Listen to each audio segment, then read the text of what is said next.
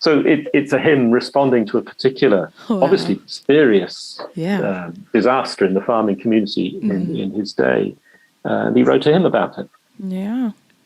I can't imagine singing about cows. No. No. I mean, some of our modern worship songs are pretty bizarre. So. Yeah, that one, I don't think that one's made it into many hymn books.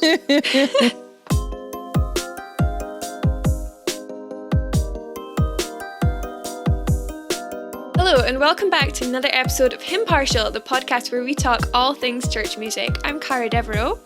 And I'm Monet Funke. And today we are interviewing special guest Dr. Robert Strivens. We will be discussing the life and ministry of Philip Doddridge, a noteworthy dissenting pastor and hymn writer.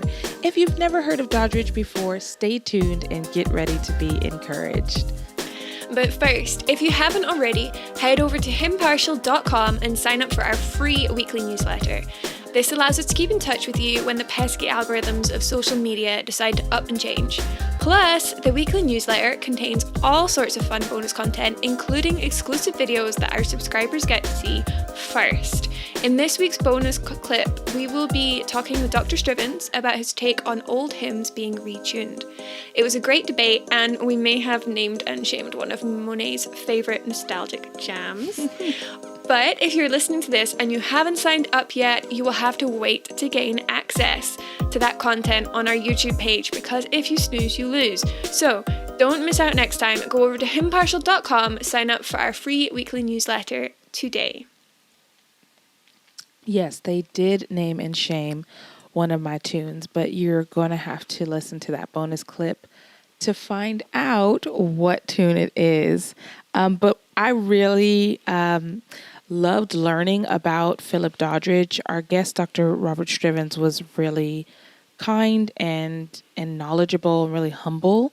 I particularly liked learning about the marriage between Philip Doddridge and his wife and just how real life it was and how much they kind of were dedicated and devoted to each other.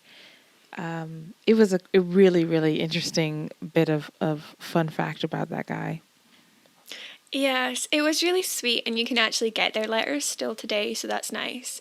It was kind of cute in the sense that it just made him so human. Yeah. The other thing that I found encouraging was Philip Doddridge's conviction. So he was a dissenter, which meant that he kind of rebelled against the Church of England and some of their issues. And I really appreciated that because I'm a Baptist and we have a long history of not necessarily going with the state church. So I really appreciated his conviction when it came to his theology and also just his faithfulness as a pastor throughout his life. So without further ado, here's the interview. Robert Strivens is pastor of Bradford-on-Avon Baptist Church, where he has been since 2017. Before that, he was principal of London Seminary for nearly 10 years. He continues to teach some church history at the seminary and elsewhere. He has a PhD from Stirling University, which focused on the life and thought of Philip Doddridge. Robert's current research and writing projects include the history and theology of Puritan worship and the 1689 Baptist Confession of Faith. He is married to Sarah and they have 3 sons and 4 grandchildren. Robert, welcome to the show. Thank you. Good to be here. We're really excited to get you on because our format usually includes us talking about a hymn writer or hymn tunes or the history of a hymn text. And I think we, as a first instance, get a lot of value from that. And I think our listeners do as well. It helps us to be really mindful when we go into our worship services and sing these hymns. But as Cara mentioned, you did a lot of hard work on Philip Doddridge, and you wrote a book called Philip Doddridge and the Shaping of Evangelical Dissent. Can you tell us about who this guy was and give us a brief outline of his life? Sure. Well, he lived in the first half of the 18th century, so his dates are 1702 to 1751. So he died quite young, 49 years of age.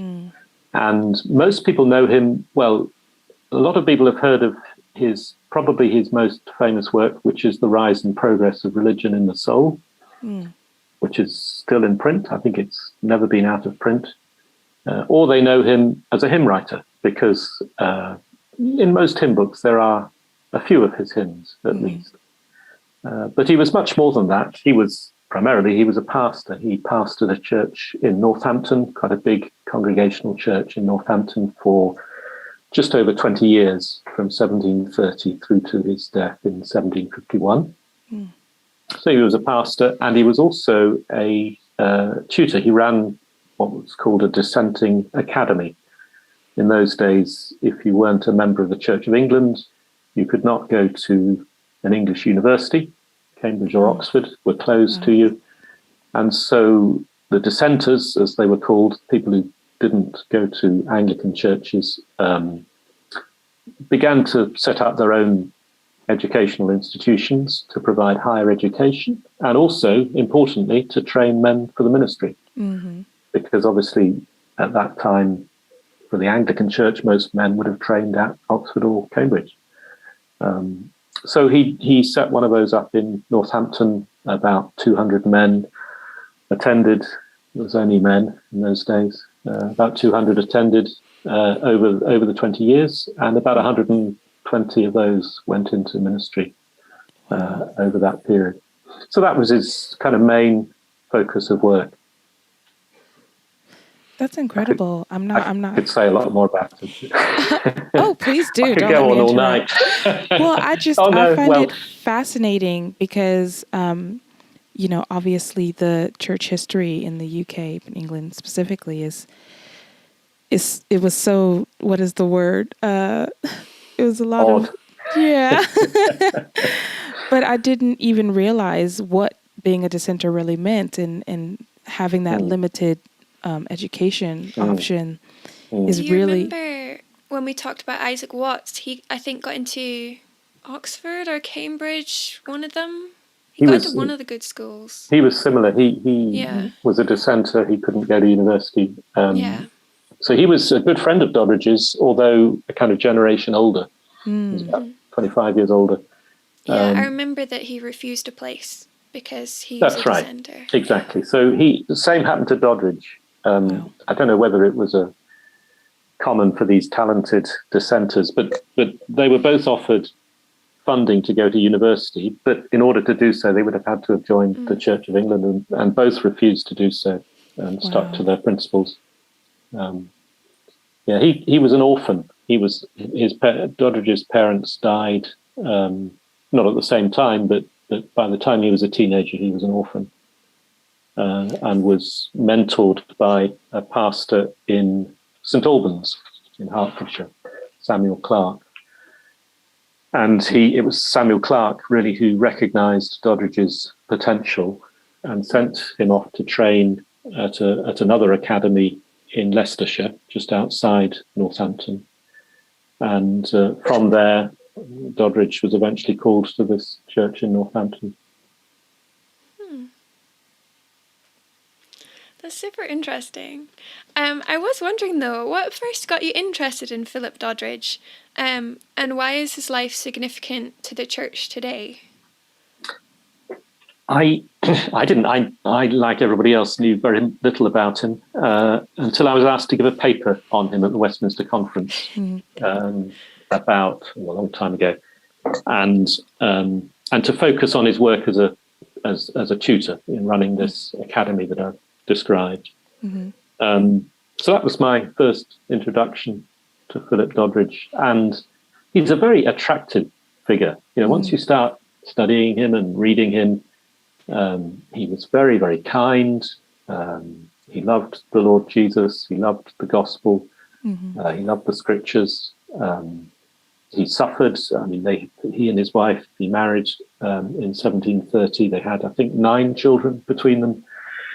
5 of them died either in infancy or very young. They had a daughter, Tetsi, who died. He loved them all, I'm sure, but he loved Tetsi. But she got ill when she was 5 and she died.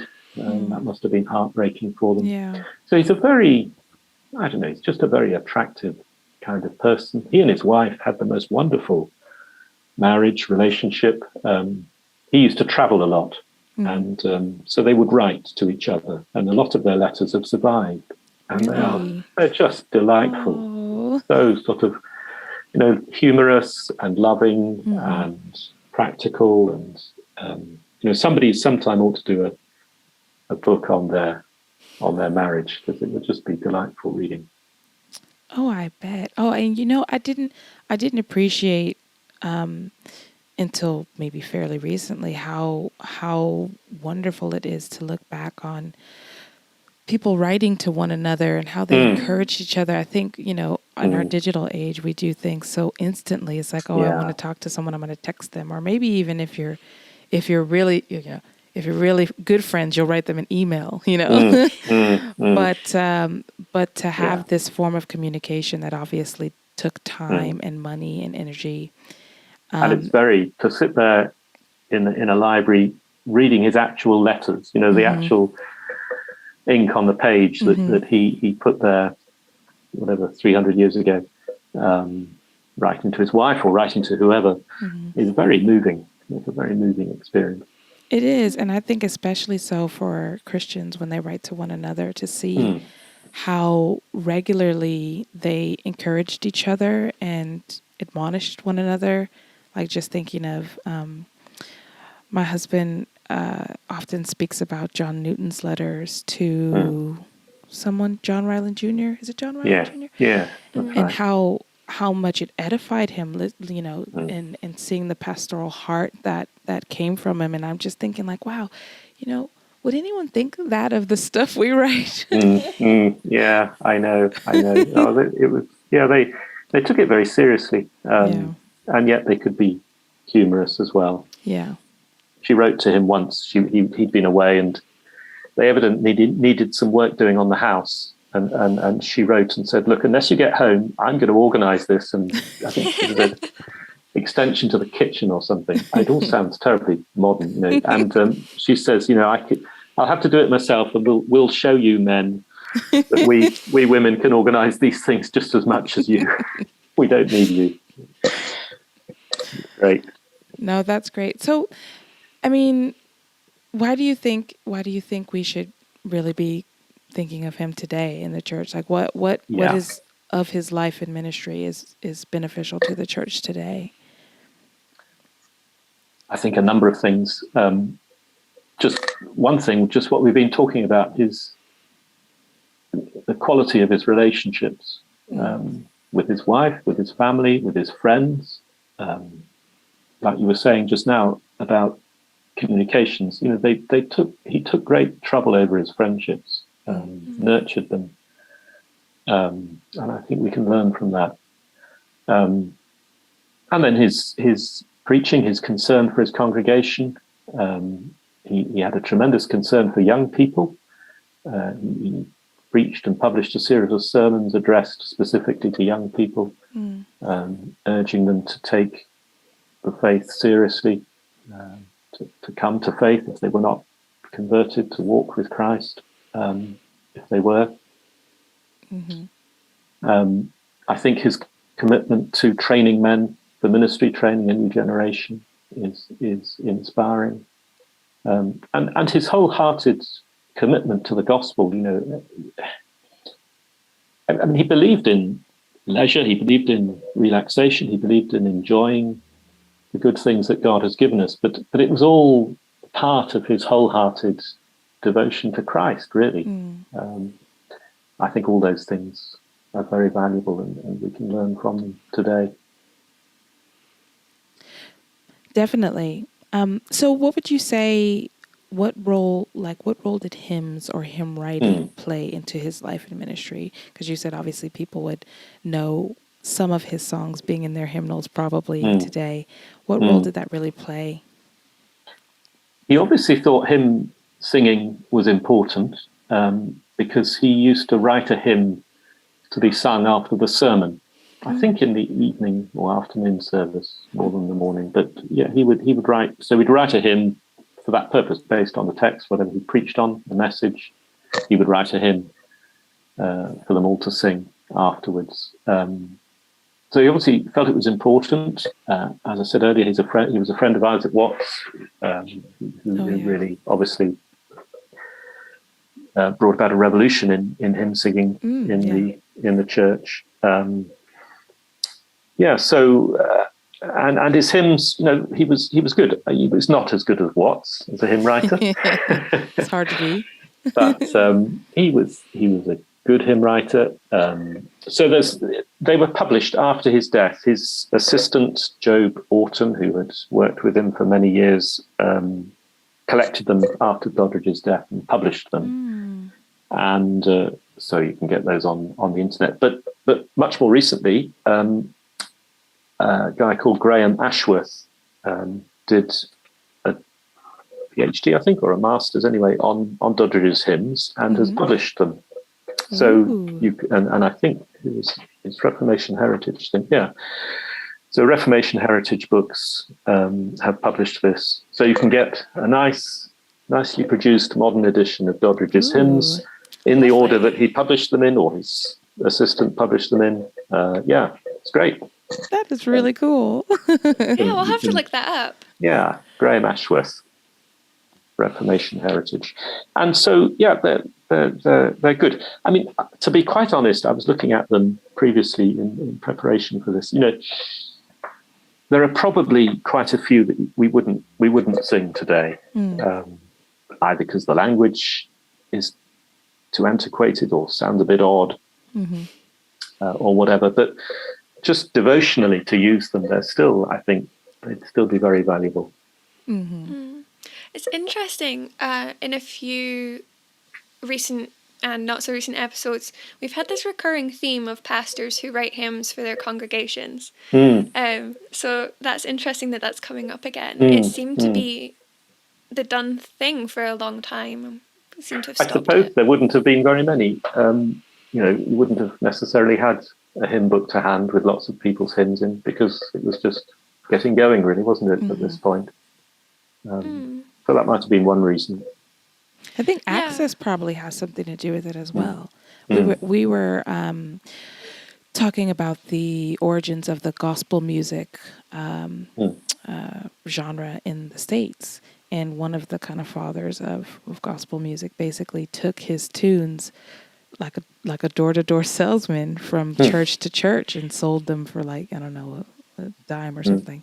And that's how his hymns became popular, because he was just the distributor, Yeah. And you do think access has a lot to do with why. That's right.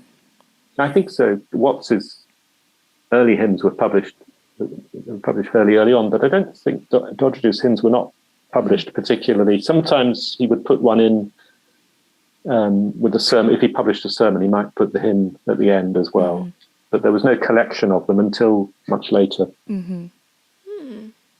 It's interesting. So what are some of the features of Philip Doddridge's hymns that make them noteworthy? Is there anything particularly stylistic or a particular theological emphasis that he was known for? Yes, that's a good question. He covers a broad range of themes. I mean, you can imagine if he's writing us a hymn a week based on whatever he's preaching on, he's going to cover a broad range of themes and a broad range of texts, which is good and helpful. They're Calvinistic. He's Calvinistic in his theology. They're good biblical material. I was looking through them recently again for this program. They probably emphasize sin and judgment and self-examination and repentance more than a lot of the hymns we might sing today, which I think is a good thing. So they're not all joy and triumph and that sort of, they are reflective as well. There are hymns, quite a lot of hymns on the family. He was very, very keen on family worship. Really wanted to help people who perhaps didn't feel very good at it to conduct family worship, heads of households. That was an important part of his life.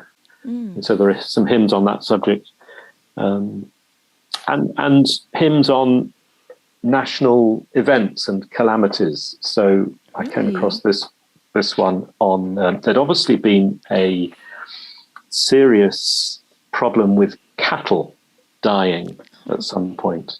So can I read this? Yes, Go for it, yeah. Right. So it begins, general verse about the animals, and then it says, verse 2, "O look from thine exalted throne, and hear our panting cattle moan. Prone o'er the untasted food they lie, groan out their agonies and die. What have these harmless creatures done to draw this sore chastisement down?" and so on. So it's a hymn responding to a particular, obviously serious disaster in the farming community in his day. And he wrote a hymn about it. Yeah. I can't imagine singing about cows. No. No.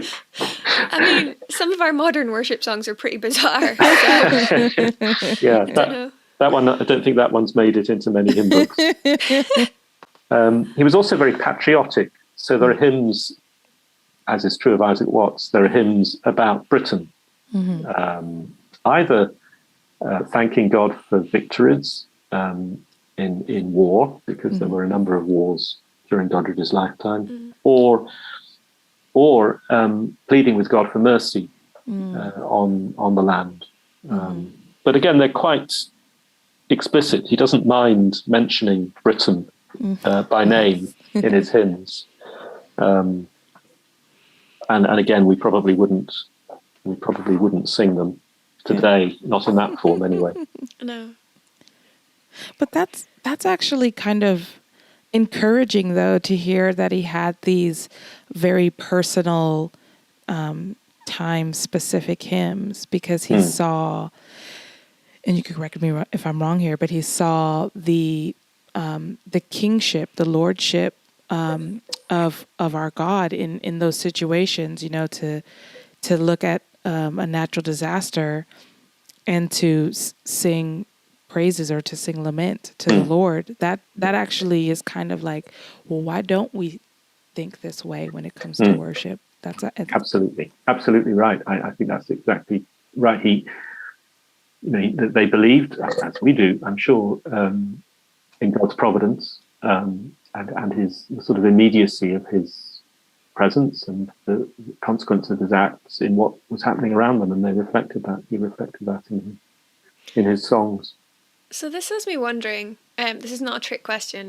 It's just my brain. But do you think then that there are some songs that are for the times, and there are some songs that are timeless, and it's okay to have both? Yeah, I think so.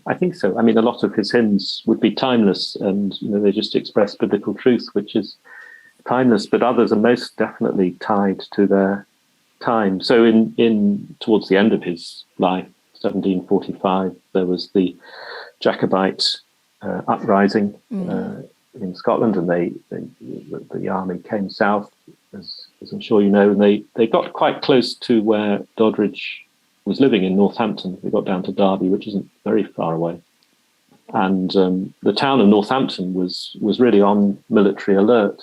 Doddridge actually helped to raise some troops, volunteer troops, for the defence of the town.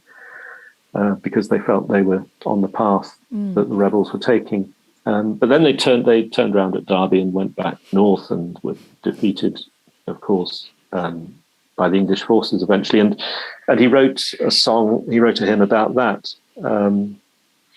So can I read you a bit of that as well? Yes. Yeah. It says, "The Lord's avenging sword is nigh, in uproar wild their legions fly, and stores so late their boast and joy, their own despairing hands destroy.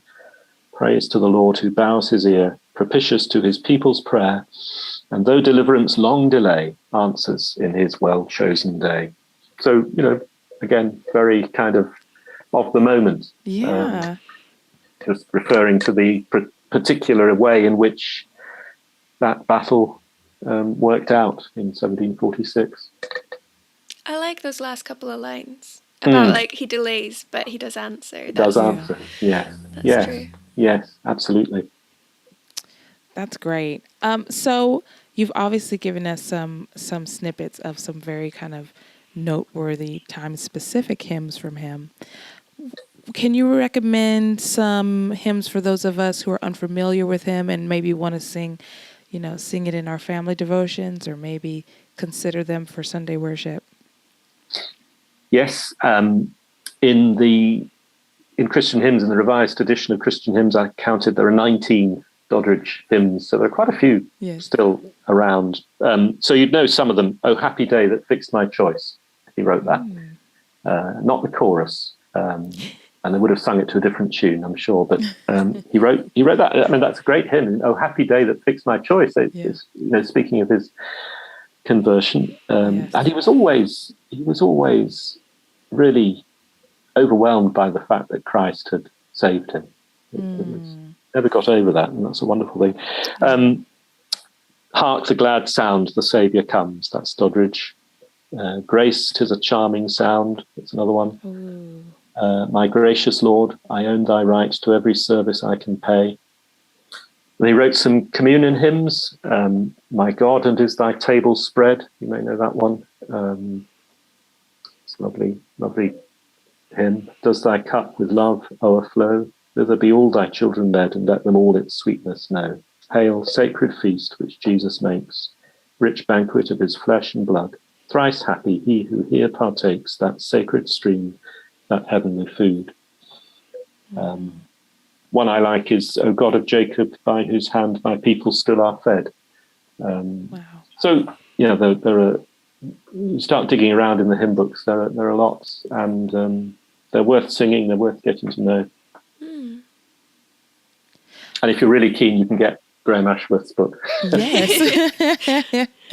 This is not a paid endorsement, but you should get it. Yeah, that's right. Well, I think that's really, really helpful, just knowing about his life a bit and knowing while he had a short life, how rich it was, 30 years of ministry, just this life of pouring out his heart for his congregation in hymns every week. Him obviously being a man of conviction as a dissenter. It's wonderful to learn these bits. It's bits for me. I'm not a historian, but it's great to learn from those Christians who lived before us and see how wonderful their witness still kind of shines even centuries later. So thank you so much for kind of giving us that little whistle stop tour through the life of Philip Doddridge. Cara, did you have any final thoughts or questions for our guest? I was thinking about what you were saying about him, and I was just reflecting that he seems like a very loving, faithful person who just kind of like saw the need, saw the work, got on with it, but also like someone who had very strong convictions. And I was just thinking, like, we need more men like that. Yeah. He died in Portugal. He became ill. This is an example of his kindness, really. He went to take the funeral of his mentor, his friend Samuel Clarke, in St Albans. And it was wet all the way. He rode all the way through the rain from Northampton to St Albans, and that weakened his constitution. I think he probably caught tuberculosis in the end. And his friends eventually said, "Look, we need to make you better because we want you to live, so you can continue to teach students and train up men for the ministry and preach and so on." So they sent him off to Portugal, to Lisbon, with his wife. They paid for him to go out there. But sadly, it was October, and they probably didn't realize this, but Lisbon in October tends to be cold and wet. Yes. So there's a very sad letter from his wife in Lisbon saying, we can't, all the bed sheets are wet. We can't get anything dry at all for Philip. Yeah. And he died out there. So he's buried in Lisbon. Wow. Yeah. And you imagine his poor wife having to come home alone on that voyage. She lived till 1790, I think. She was quite, she lived to a good old age. Yeah. She was quite formidable. If you go to his church in Northampton, which is still there, and speak very nicely to the minister, he or she may show you Mrs. Doddridge's slippers. Oh. So she owned a pair of pink slippers, which are still there in the church. I've seen them.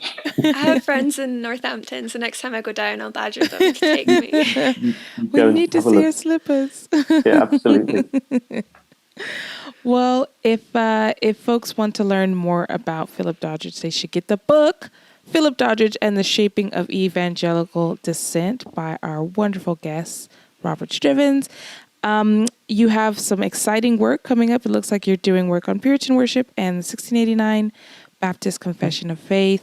Where we like the 1689. We do like the 1689. Where can people follow you to keep tabs on your work? Oh, I'm not very good at that. I'm on Twitter. Yes, we will I'm on Facebook as well, but I hardly ever put anything on. I have a blog, but I sometimes write things on the blog, but sometimes not. So I can send you the details. And you can put them on whatever. Yes, we definitely will. We'll put it in the description below. Right. But thank you so much for your time. It's a pleasure. It's been great to be on with you. Thank you.